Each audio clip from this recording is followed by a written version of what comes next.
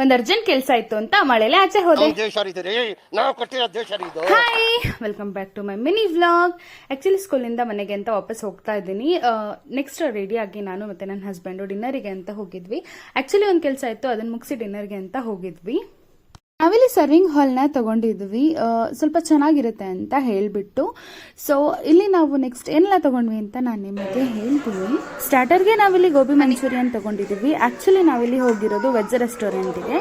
So ಹಾಗಾಗಿ ಸ್ಟಾರ್ಟರ್ಗೆ ನಾವು gobi ಮಂಚೂರಿಯನ್ನ ತಗೊಂಡಿದ್ವಿ. Ambience ಚೆನ್ನಾಗಿತ್ತು. ಸೊ ನೆಕ್ಸ್ಟ್ ಮೇನ್ ಕೋರ್ಸ್ ಬಂದ್ಬಿಟ್ಟು ಗ್ರೇವಿ ಬಂದು ಪನ್ನೀರ್ ಬಟರ್ ಮಸಾಲ ತಗೊಂಡಿದ್ವಿ. ಹಾಗೆ ಬಟರ್ ನಾನ್ನ ನಾವಿಲ್ಲಿ ತಗೊಂಡಿದ್ದೀವಿ. ನಾವಿಬ್ಬರೇ ಇರೋದ್ರಿಂದ 2 ಬಟರ್ ನಾನ್ನ ತಗೊಂಡಿದ್ವಿ.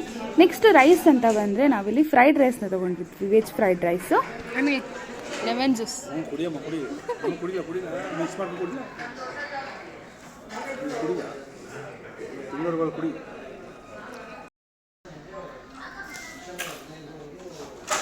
ಹನಿ.